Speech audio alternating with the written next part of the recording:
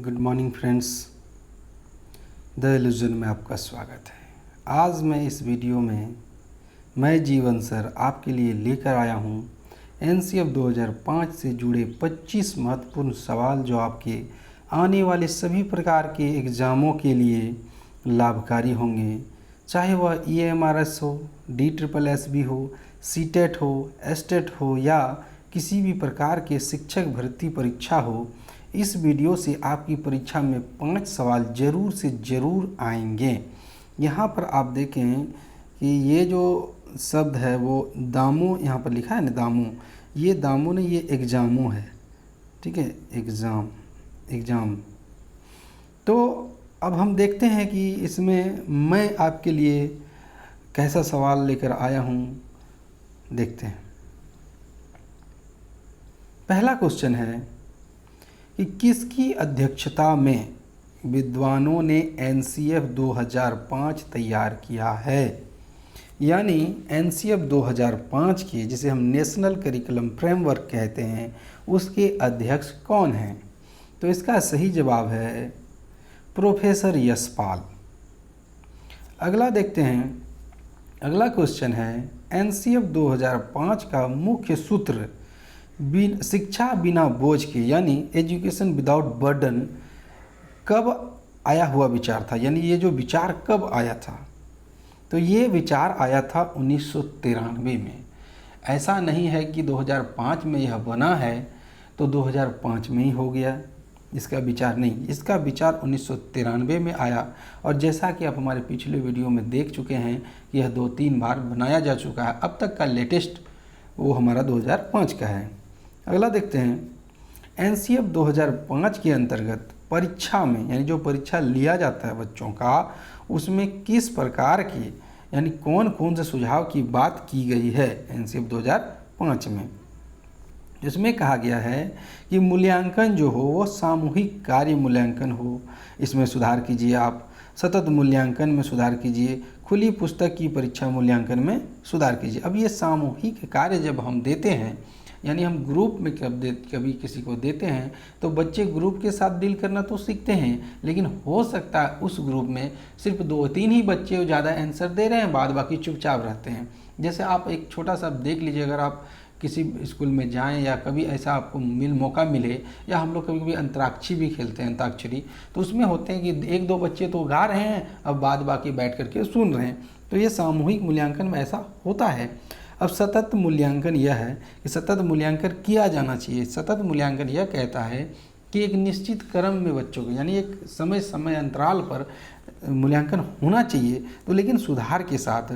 अब मूल्यांकन का मैं अलग से वीडियो बनाऊंगा, अभी इस पर मैं एनसीएफ 2005 पर वीडियो बनाया हूं, तो मूल्यांकन का एक चैप्टर ही है, तो उस पर एक अलग बनाऊंगा। है खुली पुस्तक की परीक्षा मूल्यांकन। खुली पुस्तक की परीक्षा मूल्यांकन मतलब सवाल जो हैं वो हमारे दैनिक जीवन से जुड़े हुए होने चाहिए, ना कि ऐसा कि सिर्फ किताब के अंदर से ही रटे रटाया हुआ जवाब दे रहा है। तो बच्चों को ऐसा हम ऑप्शन दें, ऐसा सवाल दें तो उसके कई सारे ऑप्शन बनते हों। यदि हम उनसे पूछ दें आपका नाम क्या है, तो ये बंद क्वेश्चन हुआ। बंद क्वेश्चन हुआ यानी इसका आंसर एक सीमित हो जाता है कि एक ही होगा। मान लीजिए मेरा नाम पूछा जाए तो मैं कहूँगा मेरा नाम जीवन सर है, मेरा नाम जीवन कुमार है। तो उस वैसे सवाल ना पूछें बच्चों से। ऐसे सवाल जैसे हम कहें कि कोई भी आप 10 पक्षी के नाम बताएं, तो इसमें देख लीजिए एक लड़का यदि 10 कोई नाम लिखता है तो वो दूसरा भी नाम लिख सकता है, क्योंकि पक्षियां तो कई प्रकार के हैं। तो ये खुले हुए, यदि कहेंगे हम अपने से आप एक निबंध लिखें, तो हम ये चैप्टर उनको ना दे कि आपको जो अच्छा लगता है आप उस पर निबंध लिखें। तो आप देखिएगा कि 10 स्टूडेंट है तो 10 में कोई ना कोई अलग अलग प्रकार का लिख रहा है। हो सकता है उसमें से 2 सेम लिखे, लेकिन कई प्रकार के, कोई गाय पर लिख रहा है, कोई बिल्ली पर लिख रहा है, कोई कुत्ता पर लिख रहा है, क्योंकि हमने ऐसा ही उसको ऑप्शन दिया हुआ है कि वो उसको खुला है, वो स्वतंत्र है लिखने के लिए। यदि हम आपसे कहें कि आपकी पसंदीदा मिठाई क्या है, तो इसके सिर्फ एक आंसर हो सकते हैं। फेवरेट तो एक ही होता है ना, लेकिन हम कहें कि क्या तुम कितने प्रकार की मिठाई खाना पसंद करोगे, तो वो 10 तरह का नाम बता सकता है। तो यही है परीक्षा में सुधार का जरूरत बता रहा है। अगला है विद्यालयी शिक्षा अब तक का नवीनतम राष्ट्रीय दस्तावेज है। यानी अब तक का, पिछले अभी थोड़ा देर पहले मैंने बताया था अब तक का, यानी अब तक का तो एनसीएफ 2005 ही है ना, और उसके बाद तो कुछ बना नहीं है, और बनेगा तो फिर ये भी पुराना हो जाएगा। तो इसका हो गया एनसीएफ 2005। अगला सवाल देखते हैं, इस किस मंत्रालय, यानी इस मंत्रालय जो ऑप्शन है उसके हिसाब से, तो किस मंत्रालय की पहल पर एनसीएफ 2005 तैयार किया गया था। आप अगर मेरे एनसीएफ की वीडियो नहीं देखें तो कृपया उसे भी देखें, और इसके बाद आपको ये इजी लगने लगेगा। तो ये था, अब देखिए, मानव संसाधन एवं विकास मंत्रालय। मैंने एनईपी 2020 पर भी वीडियो बनाया, उसमें कहा है मैंने कि ये जो मानव संसाधन विकास मंत्रालय का नाम बदल करके, यानी शिक्षा के लिए एक अलग से मंत्रालय बनाया गया है, जिसका नाम है शिक्षा मंत्रालय। अगला क्वेश्चन देखते हैं, एनसीएफ 2005 में किन शिक्षक सूत्रों के अधिकतम प्रयोग का सुझाव दिया है। यानी अगर आप एनसीएफ 2005 के हिसाब से पढ़ा रहे हैं तो आप क्या प्रयोग करना चाहेंगे, बार बार अधिकतर प्रयोग उसका क्या करना चाहिए, कुछ ऐसा चीज़ है जो इसे आप बार बार प्रयोग करना चाहेंगे, तो वो है ज्ञात से अज्ञात की ओर या मूर्त से अमूर्त की ओर। यदि हम कहें आपको कि ताजमहल ऐसा है, उसमें 4 पिलर है, 7 खंभे हैं, या एक गुंबद है, जैसा भी एक मैंने उदाहरण लिया है, तो इसमें ज़्यादा समझ में नहीं आएगा। लेकिन यदि हम उसके लिए एक छोटा सा समरूप ताजमहल जो गिफ्ट रूप में मिलता है मार्केट में, वो ला करके दिखाएं, देखो इसको गुंबद कहते हैं, इसी प्रकार का ताजमहल है, तो यानी एक मूर्त है, वो एक चीज़ है हमारे सामने, और उसी पर आधार पर हम उसको कल्पना कर रहे हैं, तो वो बड़े ताजमहल का भी कल्पना कर सकता है और आसानी से कर सकता है। यदि हम कहें कि कुछ पेन लेके आओ, तो आप देखिएगा वो कोई भी पेन लेकर के आ जाएगा। लेकिन अगर हम उसे एक पेन दिखा करके कहेंगे इसी तरह का पेन लेके आओ, तो वो कितनी आसानी से 50 पेनों के बीच में से वह पेन उसी तरह का पेन ला सकता है। तो इसे कहते हैं हम ज्ञात से अज्ञात की ओर या मूर्त से अमूर्त की ओर। अगला है, एनसीएफ 2005 के अनुसार मार्गदर्शक सिद्धांत में निहितार्थ है। निहितार्थ मतलब उसमें छुपा हुआ अर्थ है। तो मार्गदर्शक सिद्धांत में क्या अर्थ छुपा हुआ है, तो वो देखते हैं, ज्ञान को स्कूल के बाहर से जोड़ना। इस पर मैंने डिटेल से चर्चा एनसीएफ 2005 में किया है, तो कृपया उस वीडियो को भी पहले आप देख लें, इसे भी देखें। तो ज्ञान को स्कूल बाहर से कैसे जोड़ना है उस पर मैंने चर्चा किया है। अगला है, एनसीएफ 2005 का प्रमुख सूत्र क्या है। तो प्रमुख सूत्र आपने थोड़ी देर पहले देखा, एजुकेशन विदाउट बर्डन है, यानी लर्निंग जो है बिना बोझ की हो, यानी अधिगम को ही लर्निंग कहते हैं इंग्लिश में। तो बिना बोझ के अधिगम हो, यानी पढ़ाए बच्चा सीखे तो उसके लिए बोझ ना हो। ये नहीं कि बहुत सारा किताब उसको पढ़ा दिए, वो कुछ सीख ही नहीं रहा, ऐसा नहीं। वो सीखे लेकिन अपने व्यवहार से, अपने सामाजिक जीवन से, किताबों से भी, और कई प्रकार से सीखे, लेकिन उस पर बोझ ना बढ़े। अगला है, एनसीएफ 2005 का प्रारंभ रविन्द्रनाथ टैगोर के किस निबंध से होता है। इस पर भी मैंने चर्चा कर चुका है, तो इस पर है वो सभ्यता और प्रगति। और इन रविन्द्रनाथ जी के बारे में मैं बताना चाहूँगा, इन्होंने ही भारत में सबसे पहले नोबेल पुरस्कार प्राप्त किया है, वो भी साहित्य के क्षेत्र में। तो सभ्यता और प्रगति एक निबंध लिखा था इन्होंने, देखिए वो निबंध लिखा था ना, उसी पर इनको आधार मिल गया हमारे शिक्षाविदों को कि एनसीएफ 2005 बनाया जाए। अगला है, एनसीएफ 2005 के अध्याय विद्यालय एवं कक्षा का वातावरण कैसा बताया गया है। यानी विद्यालय में कैसा वातावरण हो, विद्यालय कैसा हो, उस पर क्या कहा है उन्होंने। तो उन्होंने कहा कि वातावरण के भौतिक एवं मनोवैज्ञानिक आयाम को अधिगम कैसे प्रभावित करते हैं। यानी अगर आप शिक्षा देना चाहते हैं और आपका बिल्डिंग सही नहीं है, उसमें पानी टपकता है, उसमें गर्मी आता है, उसमें लाइट नहीं है, और बच्चे अकबक अकबक कर रहे हैं, तो उसका ध्यान तो रहेगा भौतिक पर्यावरण पर, ना तो वो पढ़ नहीं पाएंगे, या अगल बगल चाँ चूँ हल्ला हो रहा है, गाड़ी का कोई डीजे बजा रहा है, तो ऐसे हालात में बच्चे कैसे पढ़ेंगे। तो भौतिक स्थिति को भी देखना है। और मनोवैज्ञानिक का कहने का मतलब, बहुत ऐसे बच्चे पढ़ने आते हैं स्कूल जिसके नसीब वो खाना होता है, ये हमारे दुखद बात है कि दिन भर में वो एक बार खाते हैं, वो रात में। तो क्या एक कहता है ना, कहावत है, भूखे पेट न भजन होई गोपाला, ले लो अपनी कंठी माला। तो कहने का मतलब यह है कि जब उसका पेट ही भरा नहीं है तो मनोवैज्ञानिक तौर पर तैयार नहीं होंगे। और इसी चीज़ को देखते हुए मिड डे मील का योजना का तैयारी किया गया है। तो बहुत चीज़ों को ध्यान देना पड़ता है, तो भौतिक और मनोवैज्ञानिक दोनों को देखना पड़ता है। अगला है, करिकुलम का किस शब्द, भाषा का शब्द। तो करिकुलम जिसमें एनसीएफ, सी फॉर करिकुलम, तो ये करिकुलम होता है, ये लैटिन भाषा का शब्द है। अगला देखते हैं, सामाजिक अध्ययन शिक्षण का राष्ट्रीय पाठ्यक्रम कब बनाया गया था। तो ये देखिए 2005 को अब जब देखेंगे तो सामाजिक, देखिए क्वेश्चन को फिर से एक बार देखिए, सामाजिक अध्ययन शिक्षण यानी देखिए सबसे पहले जब हम लोग पढ़ते थे, यानी अब 2000 पहले की बात करें तो 2002 से पहले भूगोल, इतिहास, नागरिक हुआ करता था। अब तीनों को कंबाइन करके क्या कर दिया गया, सामाजिक अध्ययन यानी एसएसटी। तो ये जब बनाया गया तो इस पर ये 2005 में ज़्यादा विस्तार में कहा गया। एनसीएफ 2005 में बल दिया गया है, यानी एनसीएफ 2005 में किस पर बल दिया गया है, तो वह है शांति के लिए शिक्षा। यानी शिक्षा यदि किसी के अंदर आ जाता है ना, यदि ज्ञान आ जाता है तो वो कहते हैं ना, विद्या ददाति विनयम और विनयात ददाति पात्रताम, यानी विद्या से विनयशीलता आती है, और जब आपके अंदर विनयशीलता आती है तो आप पात्र हो जाते हैं किसी योग के लिए।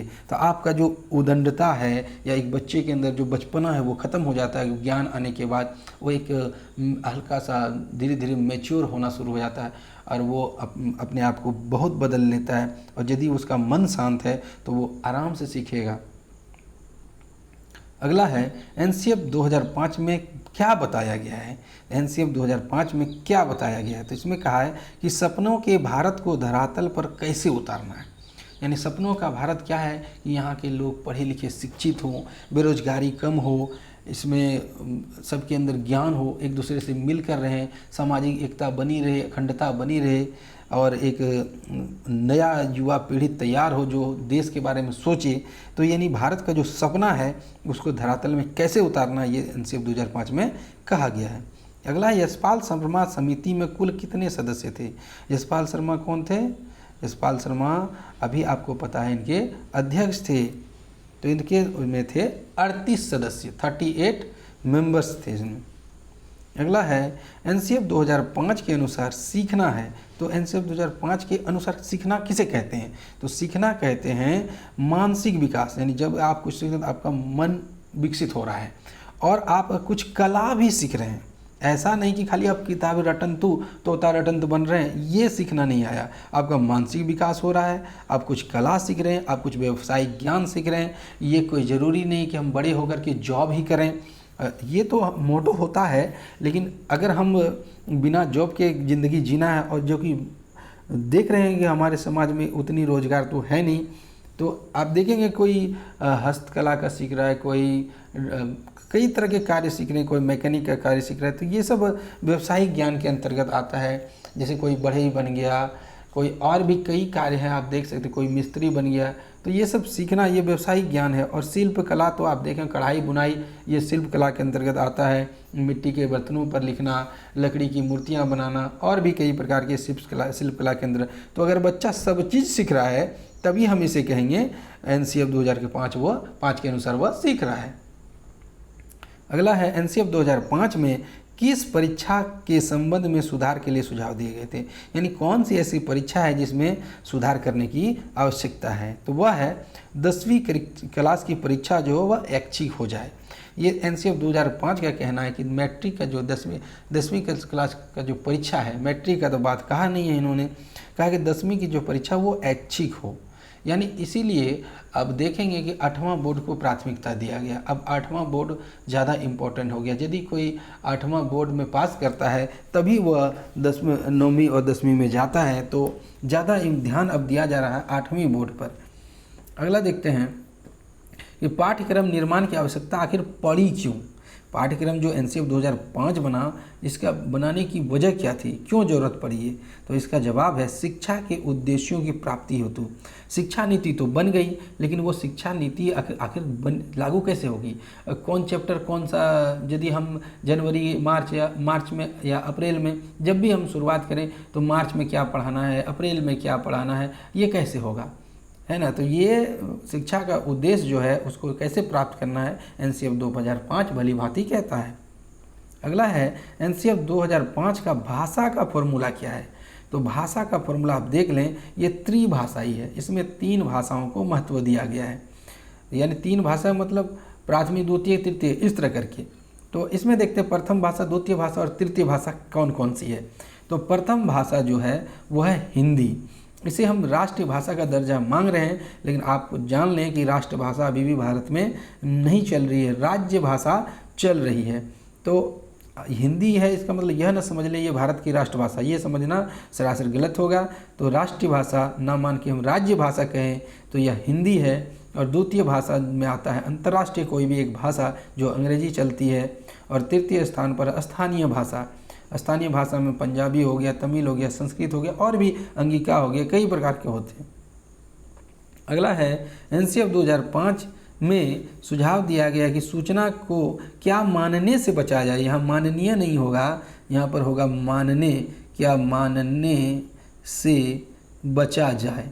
तो अगर आपको कोई सूचना दे दिया है तो आप इसे ज्ञान ना मान बैठें। यदि कोई भी सूचना दे दिया तो वो कोई जरूरी नहीं कि वो सूचना जो दिया आपको सही हो, वो गलत भी तो सूचना हो सकता है। जैसे किसी ने आकर के कहा कि आपका साइकिल चोरी हो गया, तो आप इसे दिमाग में बैठाने से पहले हम सोचते हैं ना कि पहले हम अपना साइकिल तो देख लें कि मेरा साइकिल चोरी हुआ है कि नहीं हुआ है। तो ऐसा हम ना मान लें कि वो बोला तो वो ब्रह्मा का लकीर हो गया, वो सही हो गया, ऐसा नहीं। तो यही बात कहा कि यदि कोई किसी को सूचना दिया गया तो कोई ज़रूरी नहीं कि वो ज्ञान है, वो ज्ञान नहीं भी हो सकता है। ज्ञान तो वही होता है जो अधिगम द्वारा सीखा जाता है, किसी के बता देने से, एक बार कह देने से वो ज्ञान नहीं हो जाता है।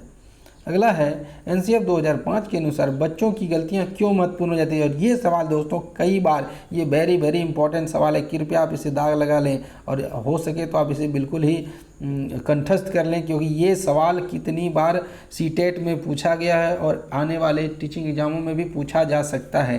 तो बच्चों की गलतियां इसलिए महत्वपूर्ण हो जाती हैं क्योंकि वह समस्या को समाधान करने में या हमारे पहचानने में सहायता कर देती है। मान लीजिए कि कोई बच्चा बार बार कोई सवाल को नहीं सक रहा है, यदि हम उसे दिए हैं 1/2 + 1/3 अब इसे बना के दिखाओ और बार बार वो गलती कर रहा है, तो गलती करने का मतलब यह नहीं है कि आप उसे डांटें। आप देखें कि उसे कुछ ना कुछ समस्या हो रही है, चाहे वह उसे एलसीएम में समस्या हो रही है, चाहे वह गुना करने में समस्या हो रही है, चाहे भागा करने में। तो आप जब उसे पार्ट वाइज समझने का प्रयास करेंगे, चलो बनाओ शुरू से, तो जैसे एक पार्ट बनाया आप उसे कहेंगे रुको, देखते हैं, देखिए कि हाँ वहाँ तक ठीक है, इसके अगला बनाओ, फिर देखिए, फिर ठीक है, फिर आगे बनाओ। तो आपको कहीं ना कहीं एरर आएगा, तो आपको समझ में आ जाएगा या तो ये गुना में गड़बड़ी कर रहा है, या भागा में कर रहा है, या एलसीएम, तभी तो ये भिन्न का जोड़ नहीं बना पा रहा है।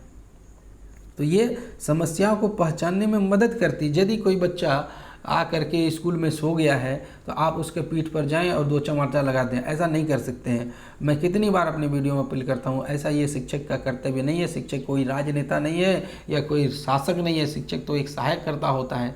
तो हमारा दायित्व यह है कि वो समस्या आया कि नहीं, तो समस्या देखिए आ गया कि बच्चियाँ गलती किया कि स्कूल में आके सोया है, तो हम क्या करेंगे, उसके समाधान खोजने के लिए पहचानने में सहायता देगा। हम पूछेंगे क्या बात है, छू के देखेंगे, हो सकता है उसको बुखार हो या हो सकता है उसका पेट में दर्द हो, तो देखिए उसकी गलतियों से हमें उसके समाधान को पहचानने में सहायता मिला कि नहीं मिला।